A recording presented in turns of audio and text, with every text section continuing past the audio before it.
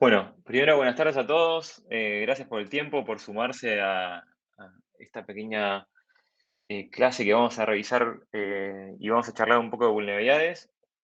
Así que mi idea es contarles un poco sobre gestión de vulnerabilidades, como dice el título, hablar un poco sobre eso y si puede ser dinámico, para mí va a ser mejor. Así que la idea es que yo voy a tratar de llevar unos temas en mi experiencia sobre esto y por ahí surjan dudas, preguntas, me pueden interrumpir o preguntar y vamos sacando de ahí algunas respuestas. Mi nombre es Martín Tartarelli, trabajo en Faraday, me dedico a ciberseguridad hace casi ya más de 20 años. Eh, en Faraday básicamente lo que hacemos es seguridad informática o seguridad informática ofensiva.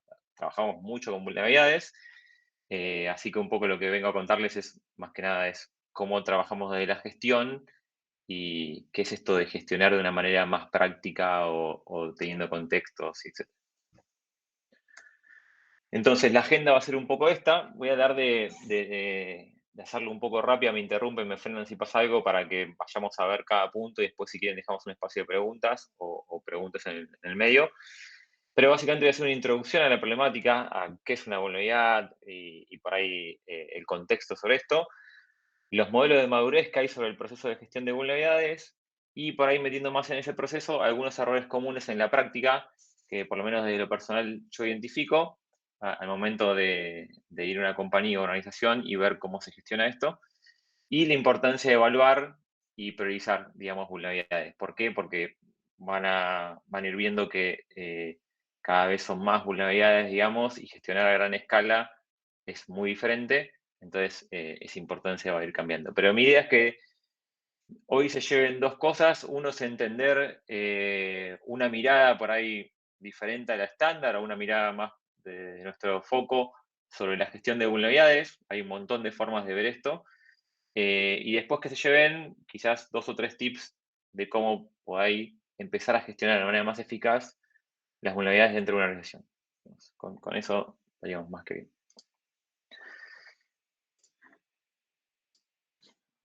Entonces, bien, para arrancar una vulnerabilidad es básicamente, es una debilidad, es un estado de estar expuesto a la posibilidad de ser atacado o dañado físicamente o emocionalmente. Eso es la definición de vulnerabilidad en sí.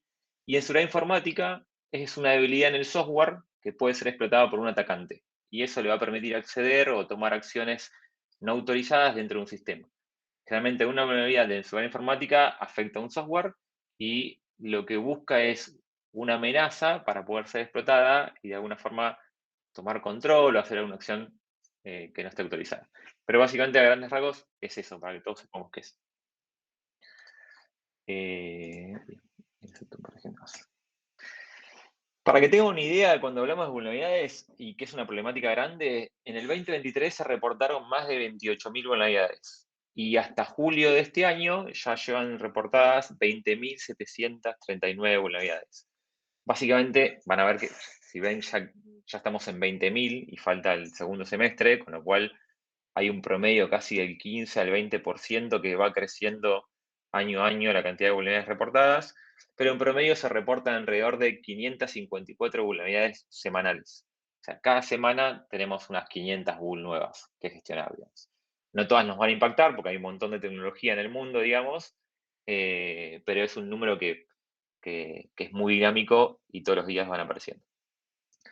Y según estudios, aproximadamente el 80% de los exploits se publican antes de que las vulnerabilidades sean registradas en la NVD, que es la National Vulnerability Database, que básicamente es lo que ven en el logito ahí. Hay dos logos que puse ahí, que es la NVD y Mitre.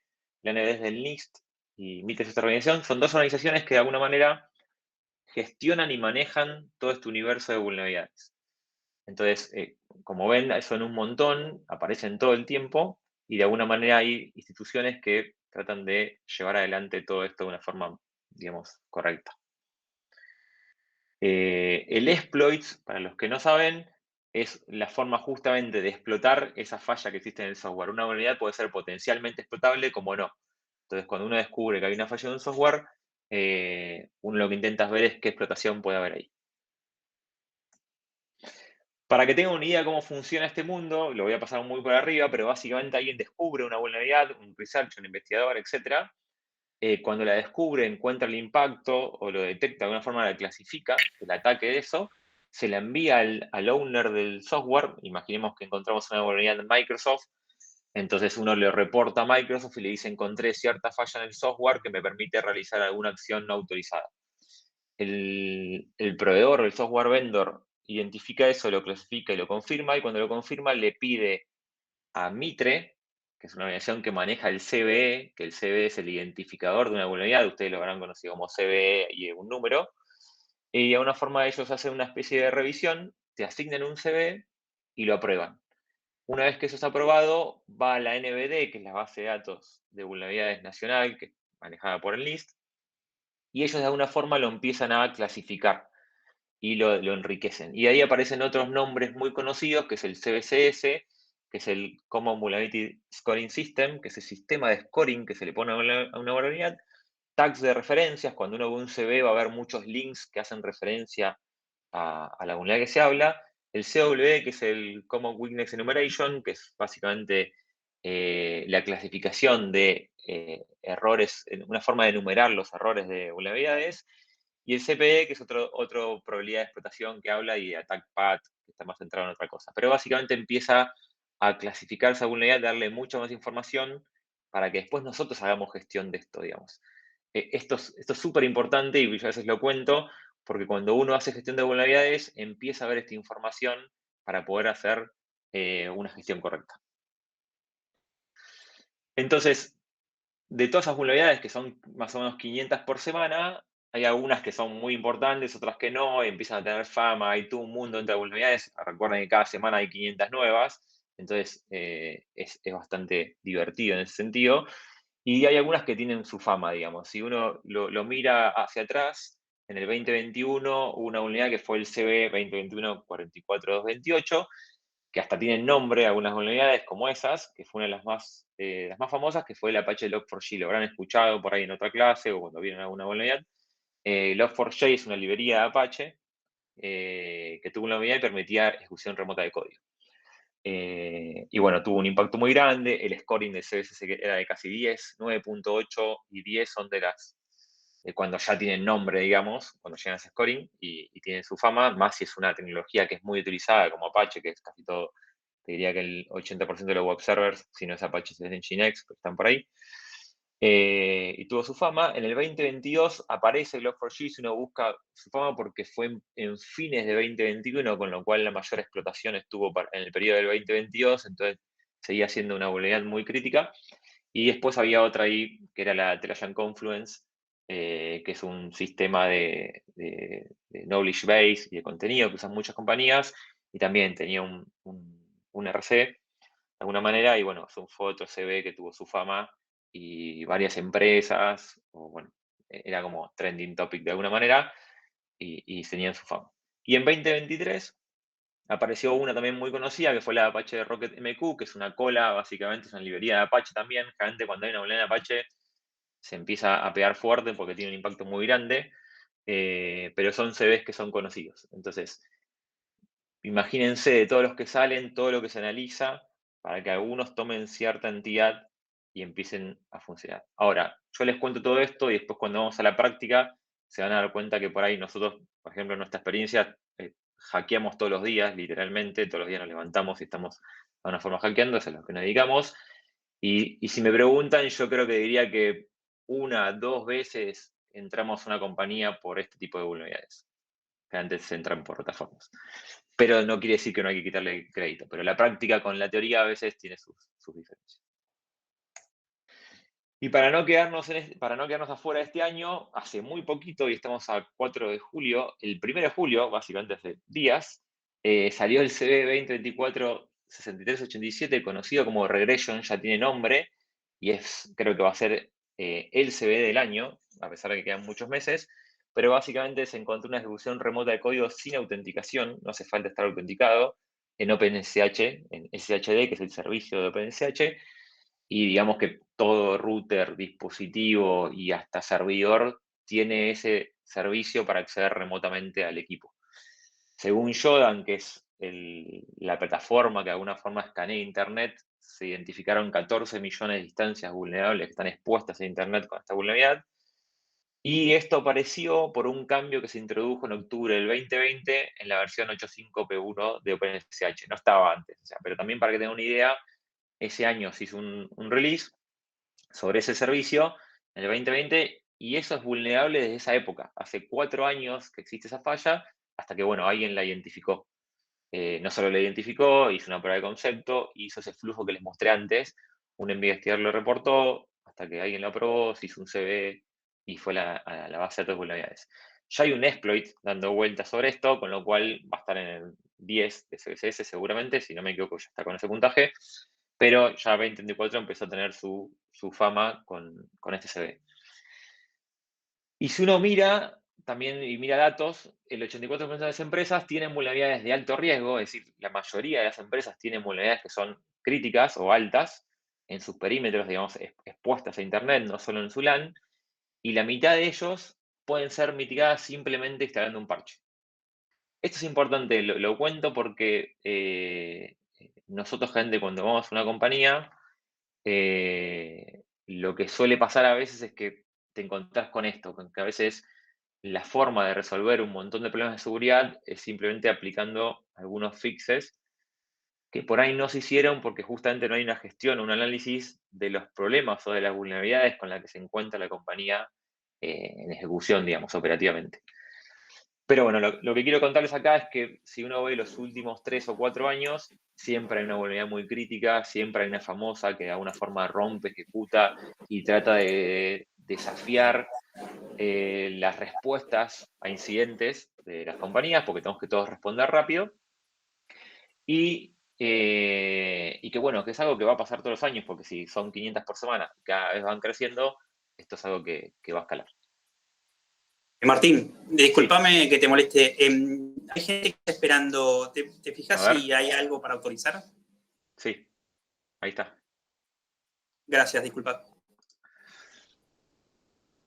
Y eso, lo que les conté de vulnerabilidades, es todo lo que son vulnerabilidades de software vendor. Es decir, cuando ustedes ven una vulnerabilidad que tiene un CVE, es porque es de un producto, de un software que es reconocido, digamos, o tiene una marca detrás que puede registrarse. Eso quiere decir que no se representa todo lo que conté recién como todas las fallas o vulnerabilidades que existen, digamos. Es decir, si sabemos que hay más de 28.000 vulnerabilidades en un año, esas son solo las vulnerabilidades de tecnologías conocidas. Hay muchas más vulnerabilidades de aplicaciones que desarrollaron empresas de software factory o desarrolladores de cualquier lado del mundo que exponen sus aplicaciones y que seguramente son vulnerables, pero bueno, no tienen un CVE, pero tienen un montón de fallas que permiten por ahí ejecutar código y hacer todo lo mismo que cualquier software, digamos. Yo gente lo muestra de esta manera, se le conoce como el stack donde puede haber vulnerabilidades y es un stack básicamente de tecnología común donde uno ve que generalmente un stack uno tiene una capa de red donde puede haber router y firewall y de hecho hay vulnerabilidades y CVEs en router y firewall. Nosotros el año pasado reportamos 2, este año reportamos otro y el anterior reportamos otro sobre routers y sobre dispositivos IoT, con CVE incluido y todo, porque son fabricantes. Fallas en sistemas operativos, o sea, CVEs o vulnerabilidades en Windows, Linux, OS X, etcétera, cualquier sistema operativo, Ubuntu, por ejemplo. Aplicaciones, bases de datos como Oracle, servidores web como Apache, mostrábamos recién lo que era Log4j, y por ahí aplicaciones de third party que por ahí acá entran lo que se conoce como frameworks, que quizás son aplicaciones que uno usa para incluso desarrollar o para montar un aplicativo. Y después está todo lo que es aplicaciones web, en este caso web, podrían ser server-side también, que sean customizadas, donde por ahí hay vulnerabilidades técnicas o vulnerabilidades en la lógica de negocio, digamos.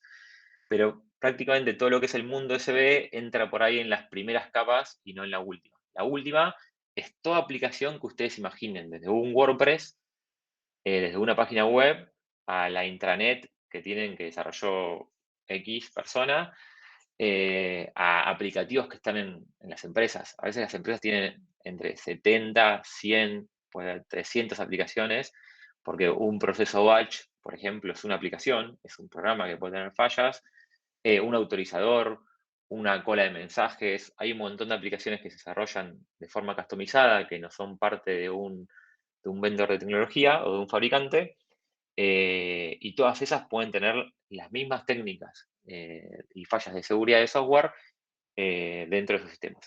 Con lo cual, si eso lo exponenciamos, trabajamos con millones de vulnerabilidades. Dentro de ese mundo, tenemos algo que es muy conocido, que es otra institución que se llama OWASP. Para el que no las conoce, OWASP viene de Open Web Application Security Project. Está en un montón de países y básicamente lo que busca OWASP o la misión de OWASP es hacer visible los problemas de seguridad en aplicaciones web.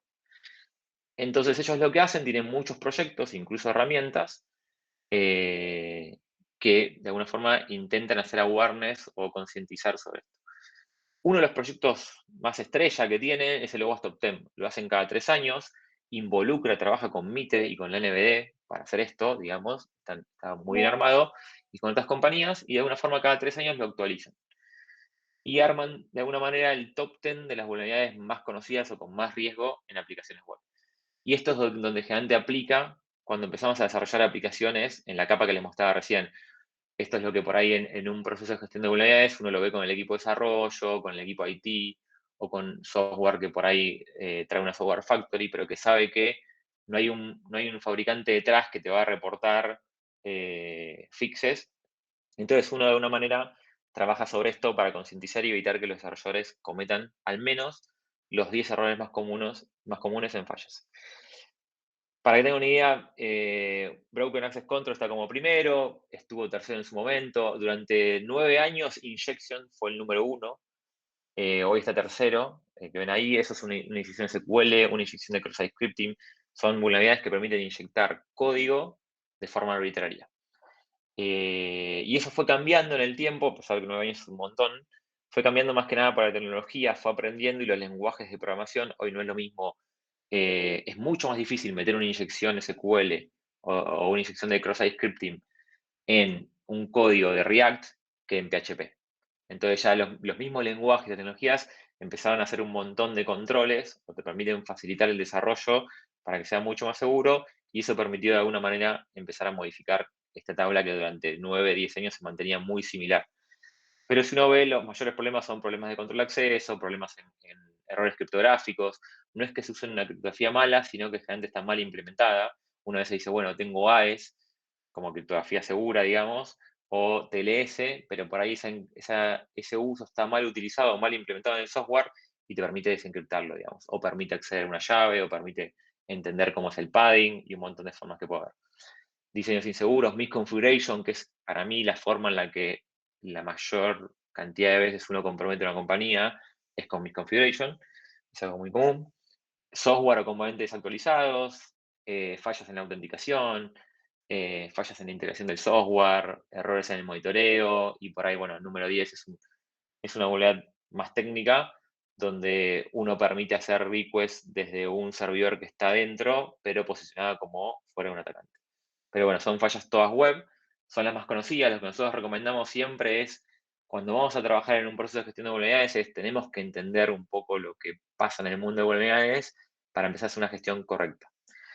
Entonces, para mí hay 3 grandes pilares. OWASP es uno en todo lo que es web, y después está el NIST con el NBD y MITRE, digamos. Que MITRE conglomera todos los CVs. ¿Hasta ahí vamos bien?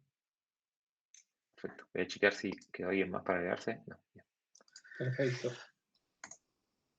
Entonces, como introducción, lo primero que yo pregunto es, bueno, ¿estamos al tanto de las vulnerabilidades de software?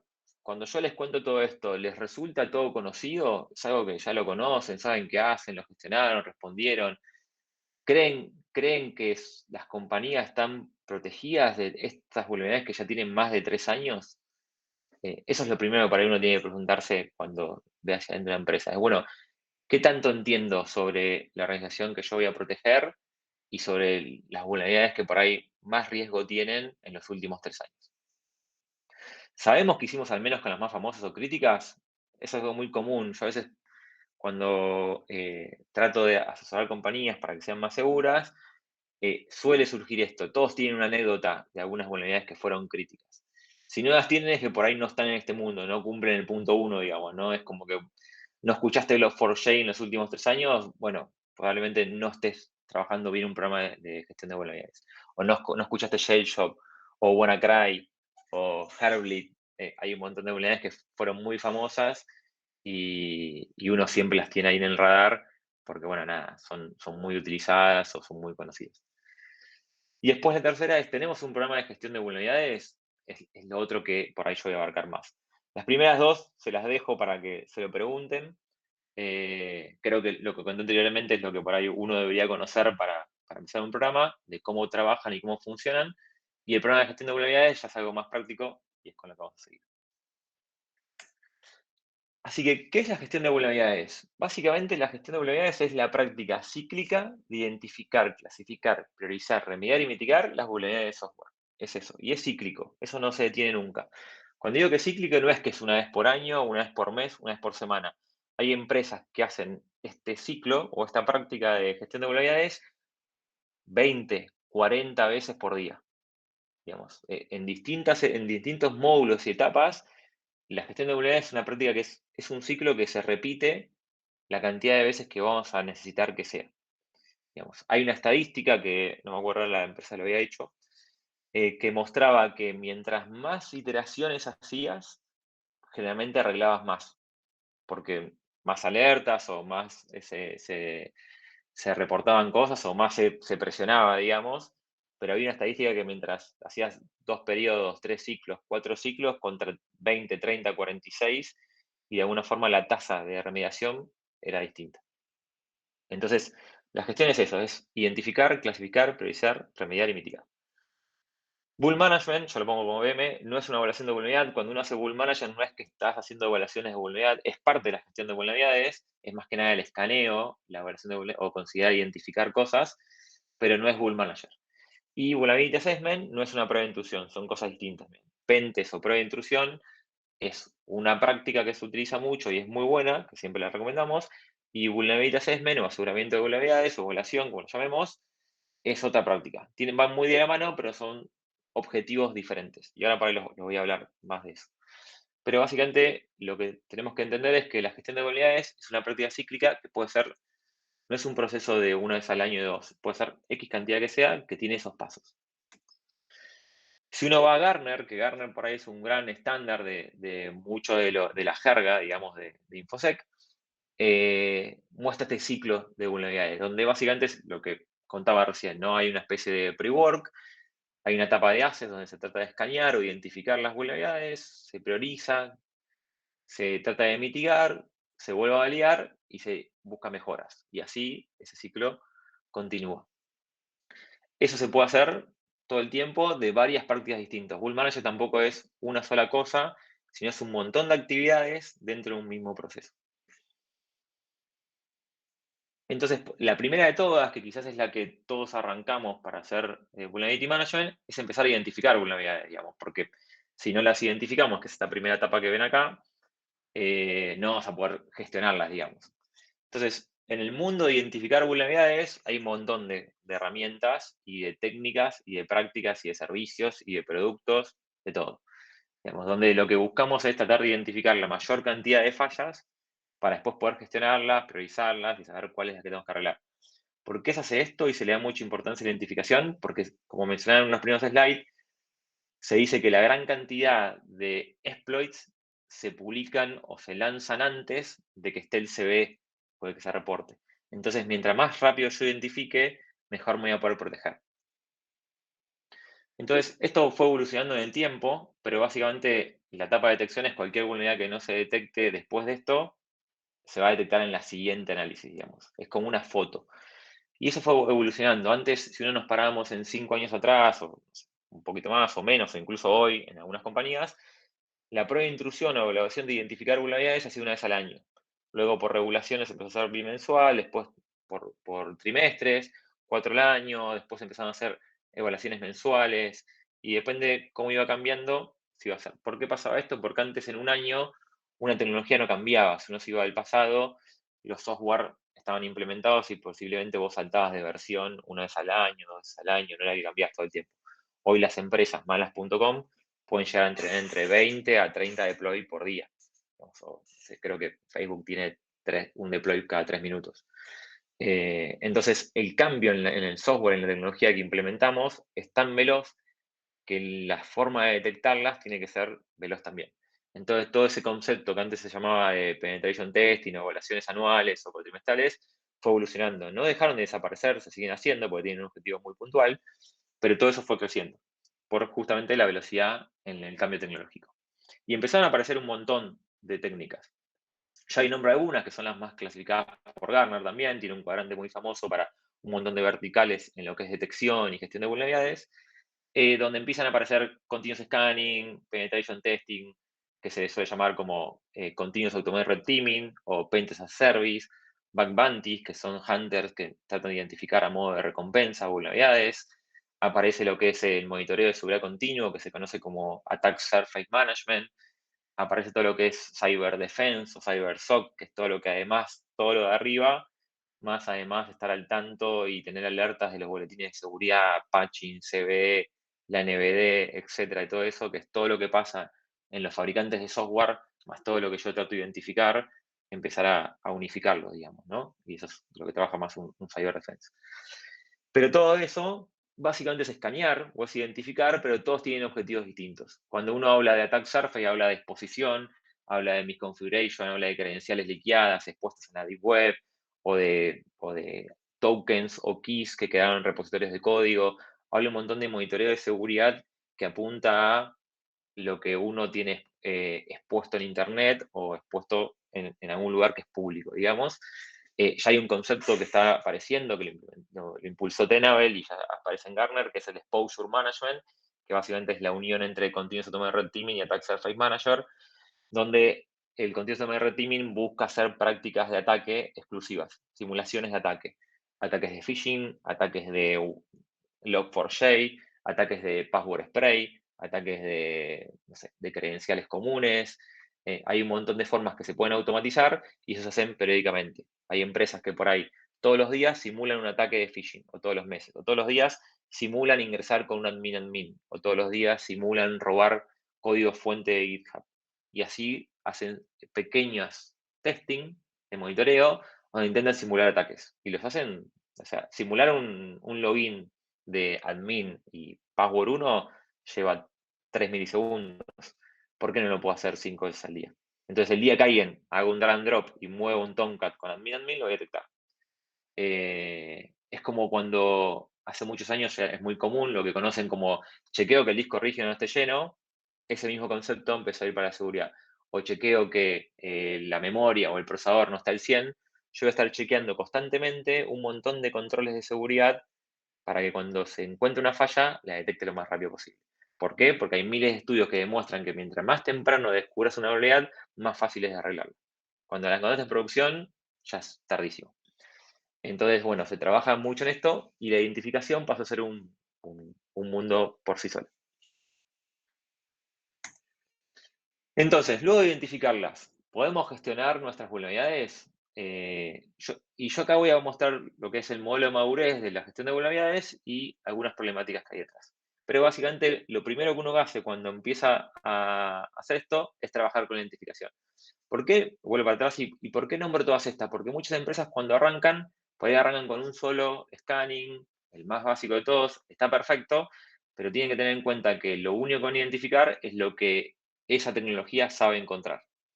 Entonces, generalmente los mejores modelos de Vuln Management son los que implementan múltiples plataformas y múltiples herramientas de scanning, que es lo que hace un pentester. Cuando uno hace un pentesting, puede llegar a usar hasta 40 herramientas, no usa una sola. Entonces, cuando uno hace un programa de Vuln Manager, está perfecto arrancar paulatinamente con una o dos herramientas, que son las más conocidas, y después empezar a buscar expertise en cada una de ellas para empezar a hacer esto que les contaba de automatizar escenarios reales de ataque, con el fin de identificar más fallas. Entonces, para gestionar existe un estándar, hay un modelo de madurez para lo que es gestión de vulnerabilidades, hay varios, el NIST tiene uno, OWASP tiene otro, y el que yo tomé acá es de Microsoft, que fue uno de los pioneros en todo esto, y son todos parecidos, digamos, pero este es mucho más sencillo a veces de ver, entonces lo uso, y si uno lo ve, va a encontrar que en el nivel 0 básicamente no escanean, no tienen ningún assessment de vulnerabilidades, no hacen parches, no tienen procesos, no tienen métricas. Básicamente, ignorancia total. El nivel 1 ya empiezan a escanear, hay empresas que se encuentran en esta etapa, donde dicen, bueno, escaneo con una sola solución, lo que hablábamos recién, hago scanning ad hoc para algo muy puntual, no para toda la compañía, hago un parche rudimentario, tengo un proceso básico y una métrica básica. Y luego están, para mí, en lo que está en celeste, que es donde está la gran parte de las compañías, en un nivel 2 y 3, donde empiezan a hacer gestión de vulnerabilidades más por compliance, porque hay una regulación o porque auditoría o porque realmente quiero llegar a una certificación. Entonces empieza a ser gestionado por un framework. La gestión de vulnerabilidades empieza a hacer scanning scheduleados, una vez por mes, una vez cada 3 meses, que es para lo que te pide PCI, y empiezan a tener un ciclo de parches, procesos de emergencia, métricas un poco mejor.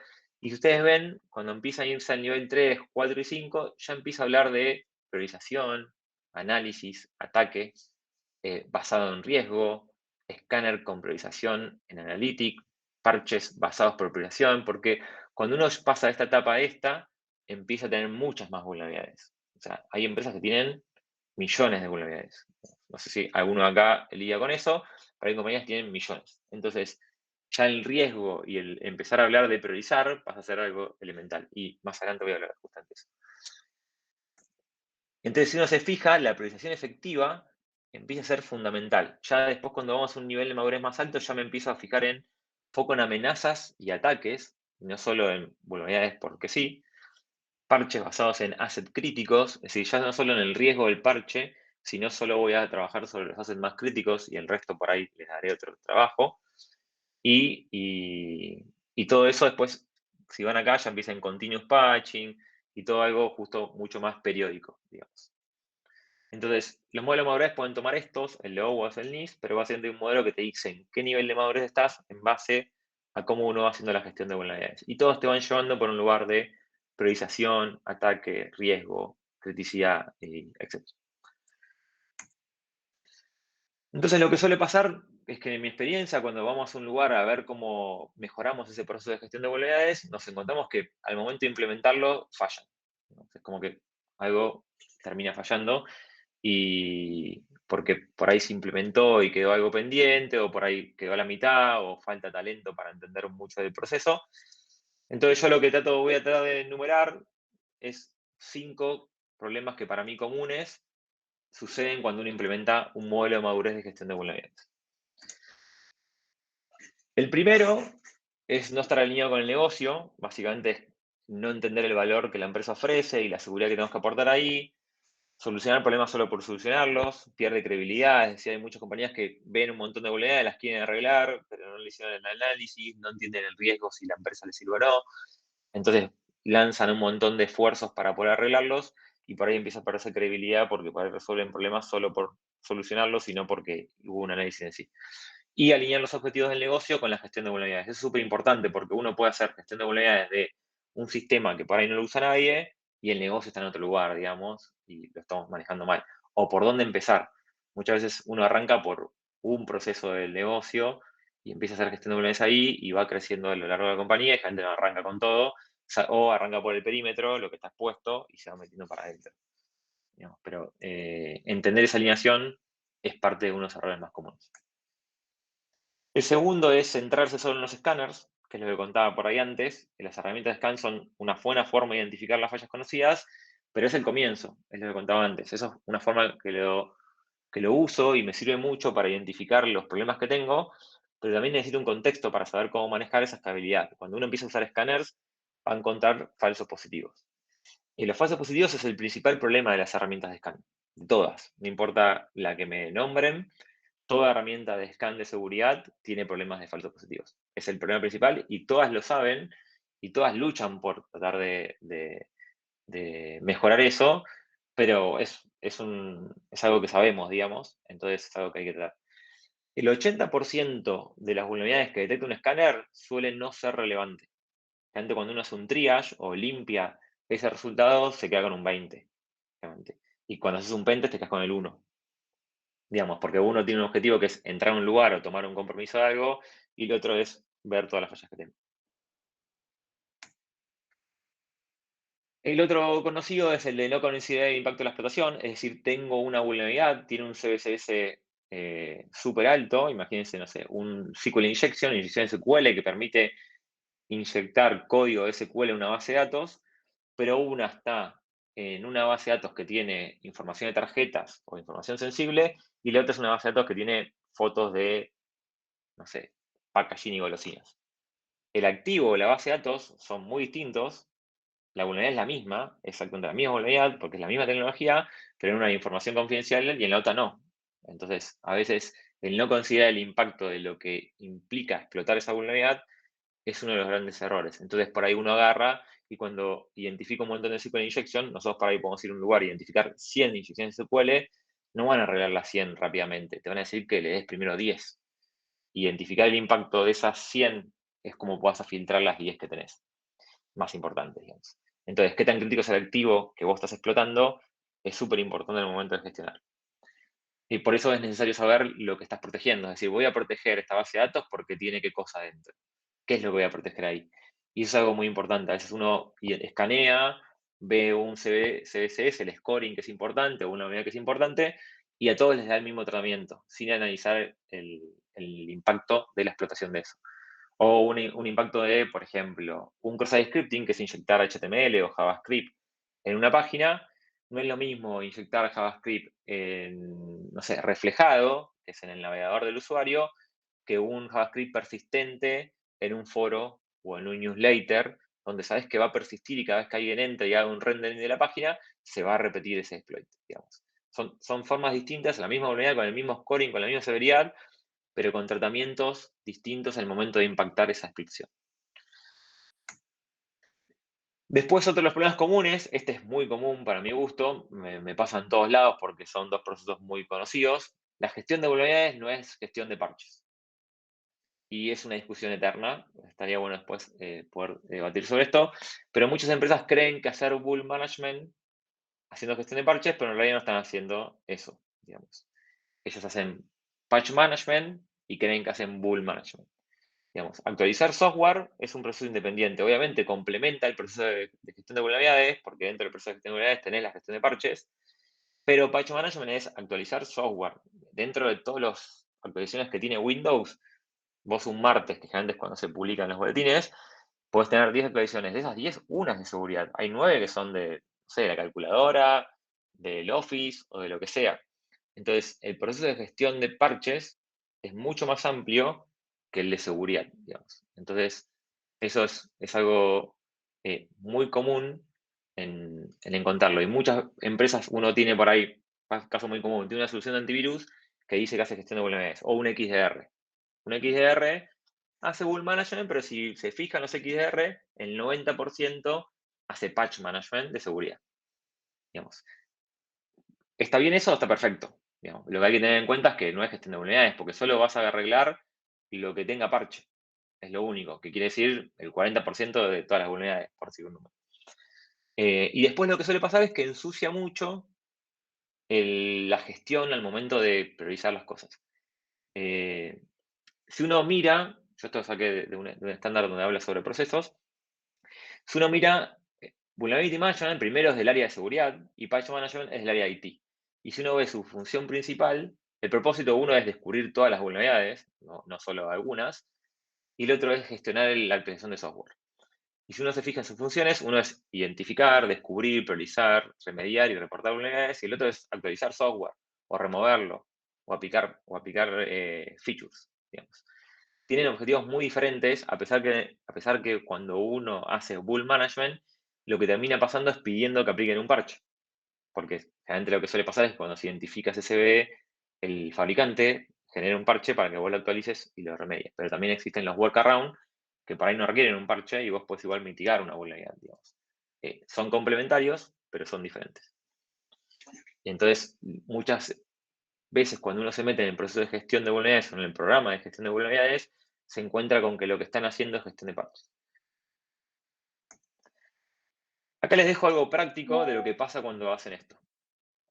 Esto es un caso real. Muchas vulnerabilidades se meten en un Elastic, esto lo hicimos en un Elasticsearch, y te encontrás con esto. Cuando vos empezás a gestionar donde tenés un problema donde mezclas vulnerabilidades de parches, más workstation, más servidores, mezclas todo, te encontrás que tenés 4.600.000 vulnerabilidades críticas, altas, de Microsoft Windows 10.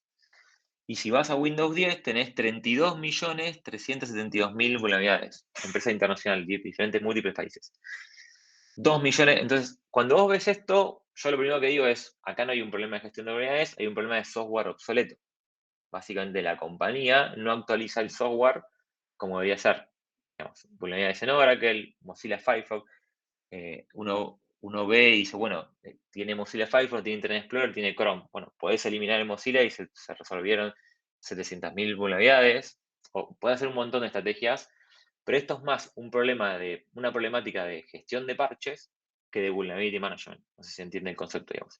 Obviamente son vulnerabilidades porque detrás de esto hay un CVE, pero no trabaja con duplicados. Lo más probable es que un parche resuelva más de un CVE y hay un montón de cosas que por ahí se consideran en la gestión de vulnerabilidades que en el proceso de patch management no. Entonces, a veces lo que suele pasar como un error común es cuando uno quiere hacer gestión de vulnerabilidades y tira toda esta información o mete un montón de herramientas en un solo lugar, cuando llegas a esto es muy difícil que los puedas gestionar, digamos, porque ¿dónde está ahí con la que yo entro a la compañía? Porque lo más probable es que capaz que yo, si tengo que hacer un pentest y hackearlos, capaz que ni uso de ninguna de esas 4 millones, o para eso un workstation, y es lo que hablábamos antes, no es lo mismo un servidor que una workstation. Hay un montón de formas de empezar a separar ese proceso que está dentro de las prácticas de gestión de vulnerabilidades y no de patch management. Y el quinto es el de intentar arreglar todos los high critical. Para empresas grandes, empresas chicas por ahí está bien, tenés 3, 4, no pasa nada. Para empresas grandes es imposible, como les mostraba antes. Una empresa grande generalmente está en miles de high y critical. Entonces ahí lo que suele pasar es que se usa el CBCS, que es el scoring que tiene el NIST para clasificar una vulnerabilidad, pero cuando vos tenés miles, ¿qué haces con 1000 high? Ya pierde valor ese scoring porque son un montón. Entonces, existen varios hallazgos de ese scoring y te permite hacer una pérdida de tiempo o deja otros vectores de mayor riesgo que los descuidas.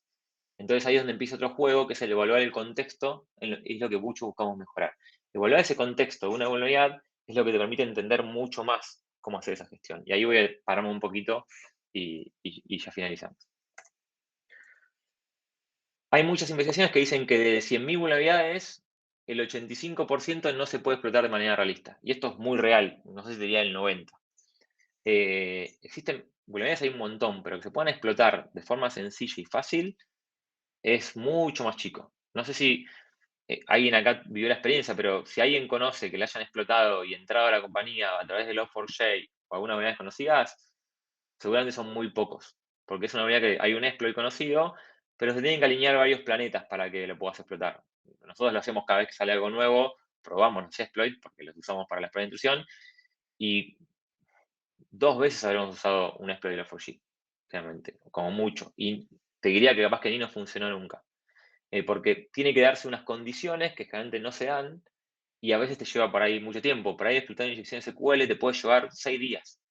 No vas a perder 6 días. Es mucho más fácil robar una credencial, hacer un ataque de phishing o hacer un montón de otras técnicas para entrar a una compañía rápido, digamos. No vas a perder ese tiempo, salvo que tengas un objetivo muy primordial, digamos. Pero la mayor parte de las veces, ni siquiera con que exista el exploit, te ponen un riesgo a veces. Es mucho más riesgoso manejar mal cierta información que por ahí tener ciertas condiciones particulares de una vulnerabilidad.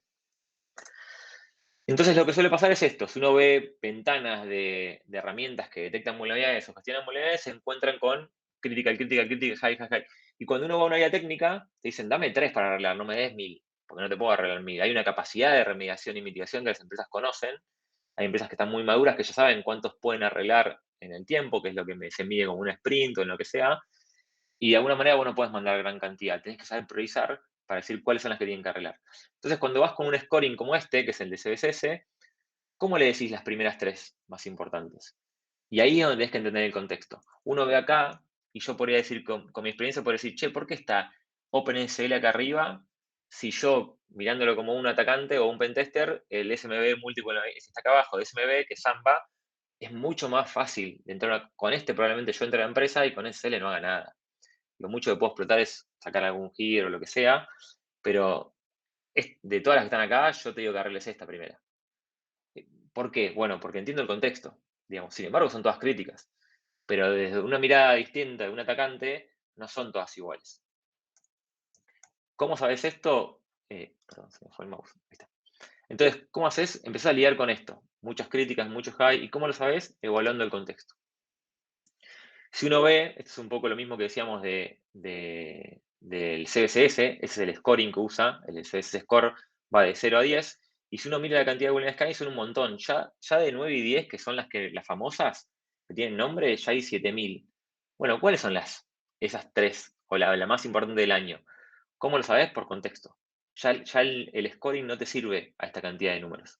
Entonces tienes que empezar a usar otras herramientas. Para priorizar, lo que nosotros realmente hacemos es evaluar esto. En una vulnerabilidad tenemos el negocio, el asset, si es público o no, y qué tan fácil es remediarlo. Y dentro de la vulnerabilidad tenemos la severidad, que me la da el escáner o el que lo identificó, el scoring, que me da el NIST, si hay un exploit o no, lo puedo saber, si es un ataque común o no, lo puedo saber por el top 10 de OWASP o por el CW, que tiene un top 25. Si es trending topic, lo puedo saber porque podemos buscar en Twitter, en Reddit, en redes sociales y entender si eso es tendencia, se hace automáticamente ya hoy. ¿Cuál es el vector de ataque? Si es local, si es por red, si es con autenticación, sin autenticación, y el parche cómo es, cómo funciona, qué es lo que intenta remediar, puedo hacer un workaround o no. Todo eso lo sé. Cuando sale un CVE y se publica, toda esta información está. Digamos. Ahora, analizarla es un buen triage en la gestión de vulnerabilidades y es lo que te va a permitir sacar esas tres más importantes. Y les voy a dar un ejemplo práctico, sencillo, de cómo hacer eso. Uno escanea, se encuentra con 225 vulnerabilidades y empieza a filtrar. Bueno, filtrarme las critical y high, las que tienen un CVSS arriba de 7. Bueno, ya me quedan 106. Bueno, de ahí, sepárame las que tienen un vector de ataque de red. Es decir, hay vulnerabilidades que tienen un vector de ataque que es local, que es decir, esto es vulnerable, pero para poder explotarlo, tenés que estar localmente en la máquina, si no, no podés. Y hay otras que tienen que ser el vector es de red, o sea, puedo hacerlo remotamente. Entonces, para mí es mucho más crítico las remotas que las locales. Entonces, yo voy a filtrar por las remotas. Ya me quedan 64. Después le digo, bueno, decime cuáles de esas afectan a un kernel o un config de buteo, o llamémosle cuáles de esas afectan a Apache, a una librería de Apache que para mí es muy crítica, o a OpenSSH, como la que nombramos antes, y ya me quedan 47. Y después le digo, bueno, ¿cuáles de estas tienen un exploit público disponible? Y me quedan 9. Estas nosotros le llamamos highest risk, y son las que hay que arreglar. Pero de 225, yo pido arreglar 9, porque estas son las que seguramente van a explotar. Obviamente yo voy a intentar arreglar todas las críticas y altas. Mi objetivo es 106 vulnerabilidades para remediar. Pero no todas tengo que tenerlas igual. Yo tengo que pedir que se arreglen primero estas 9, después estas 47, después estas 64 y después estas. Salvo que una que está acá, que muchas veces pasa, ha pasado que hay vulnerabilidades que son low o medium, ni siquiera están acá, que tienen exploits y que te permiten hacer lo que se llama post-explotación. Explotarlas, que no son críticas, pero a través de eso ya estás localmente y puedes explotar una que es local y hacer otras cosas, digamos. O sea, no es eso es un análisis para que se entienda fácilmente cómo uno puede con contexto empezar a priorizar y hacer un correcto triage. Entonces uno que hace un triage que dice, bueno, primero veo la severidad técnica, que lo que contaba recién, la severidad del escáner, el filtro del CSS, después le pongo amenazas, uy, perdón, se me fue. ¿Es un exploit conocido? ¿Está dentro del OWASP Top 10? ¿Está dentro del top 25? Y así voy empezando a saber. Todo eso lo puedo saber. El NIST, OWASP, lo publican. Hay una API que le puede pegar, lo pueden automatizar, se pueden hacer un montón de cosas. Y uno puede ir preguntándose, ¿está dentro de esa lista? Sí, es conocido. ¿Está en Twitter caliente? Twitter tiene una API. Uno puede ir por SCB y ver cuántos retweets tuvo, cuántos likes, un montón de cosas. Y también hay algo que apareció hace febrero del 2023, creo que fue, apareció que sacó el FIRST, que es la organización que nuclea a los centros de respuesta a incidentes, que se llama EPSS, que es la probabilidad de explotación de una vulnerabilidad. Digamos, ellos de alguna forma tienen un algoritmo que predice, cuando sale una vulnerabilidad, predicen si va a haber un exploit a futuro. ¿Qué probabilidad de explotabilidad tiene esa vulnerabilidad? Entonces también te da un número y vos podés decir, bueno, por ahí no hay un exploit público, pero el EPSS me da muy alto, con lo cual quiere decir que es cuestión de días para que aparezca un exploit. Es otro dato que puedo tener. Y después me fijo, el asset. ¿Es una IP pública? ¿Es una IP privada? ¿Cuál es el vector de ataque de ese asset? ¿Qué importancia tiene ese asset? Pongámosle 1, 2 o 3. Y después, ¿qué espacio de trabajo tiene? nosotros lo llamamos workspace. Pero el espacio de trabajo puede ser, ¿es una workstation? ¿Es un servidor? ¿Es productivo? ¿Es desarrollo? Bueno, todos esos espacios de trabajo también se pueden ponderar en todo ese triage y de alguna manera llegas a un riesgo mucho más polenta o mucho más potente que el CBCS. Nosotros lo vemos de esta manera, donde usamos CISA. CISA es la Agencia Nacional de Ciberseguridad, que testea exploit y dicen, che, este exploit anda. De alguna forma te da más veracidad que simplemente hay un exploit en GitHub. Entonces yo podía preguntarle a CISA sobre un CVE, le podía preguntar a NBD, le preguntar a Twitter, a mi equipo de Red Teaming, ¿cuántas veces explotaste esto? 10, 15, etcétera. Y me empiezo a alimentar con inteligencia o con un montón de contexto para hacer un triage, como el que les mostraba recién, mucho más específico para poder remediar. Entonces uno después empieza a ver las mismas vulnerabilidades, pero si ven critical, critical, low, low, critical, high, ya no es tan importante esto, es más importante el scoring. Porque tiene un exploit disponible, porque tiene un parche disponible, o no tiene parche disponible, hay un exploit pero no hay parche. Y un montón de cosas que uno puede manejar para hacer gestión de vulnerabilidades, además del critical. Es una herramienta más, es una mirada más, pero de alguna forma te permite analizar con mucho más enriquecimiento eso. La mayoría de todo esto está en la NBD. Yo se les mostraba al principio que la NBD enriquece con el CBCS y con un montón de cosas, y después uno toma un montón de variables o la importancia del asset, etc. Pero el triage y el encontrar, entender cuáles son las críticas, para mí es lo que hace en la práctica una gestión efectiva de vulnerabilidades. Para cerrar, conclusiones, y dejamos un espacio de preguntas si quieren. Las vulnerabilidades son la puerta de entrada a través de las cuales se manifiestan las amenazas, es decir, la vulnerabilidad es por la cual generalmente uno se le conoce como superficie de ataque, es por lo que uno manifiesta esos problemas. Los escaneos de vulnerabilidades sin remediación tienen poco valor, es decir, si vamos a escanear vulnerabilidades, aceptemos que va a haber que arreglarlas. Esto es algo que parece mentira, pero nosotros vamos a una compañía o una empresa eh, muchas veces y pasa que vas al año siguiente y están las mismas, nadie las arregló, digamos. Entonces, por ahí tiene que haber un compromiso de cuando uno va a ir a identificar, tiene que haber algo para remediar. No digo todas, pero esas highs, esas 9 que yo les di el ejemplo, deberían resolverse. Las vulnerabilidades que necesitan remediación deben priorizarse en función de cuáles representan el riesgo más inmediato para la nación, es un poco lo que conté lo último. Y algo que para mí importante es los profesionales de seguridad necesitan un proceso que les permita mantenerse al tanto de las nuevas vulnerabilidades, para que las correcciones puedan ser más frecuentes y efectivas. Esto es muy común. A veces uno compra 5 o 6 soluciones, empieza a identificar o contrata pentes, sale con todo el arsenal a hacer gestión de vulnerabilidades, pero después no puede leer el output, no lo puede analizar e interpretar de manera correcta.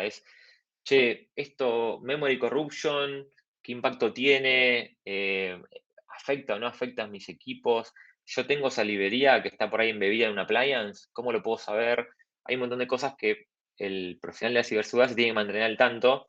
Hay YouTube, Internet, infinidad de cosas, las conferencias justamente muestran las nuevas técnicas para entender las vulnerabilidades, pero para mí es súper importante eso, porque te permite que cuando sale algo vos lo puedas interpretar rápido y además de que tengas una herramienta que te va a hacer un triage mucho más automático, vos también puedas darle tu aporte, digamos. Y después, a gran escala, separar lo urgente de lo importante es una prioridad, digamos, porque a gran escala es esto que les mostraba antes, millones.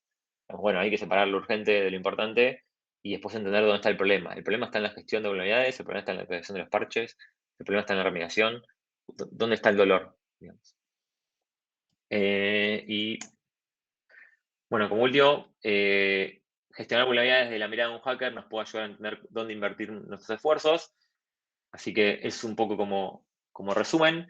Es una mirada diferente, hay miles de formas de gestionar de vulnerabilidades, pueden ser por compliance o no. Nosotros generalmente lo vemos de una mirada mucho más ofensiva y creemos que puede ayudar a un montón de empresas a ser más eficientes y prevenirse mucho mejor. Así que gracias y preguntas si tienen por ahí. Estamos.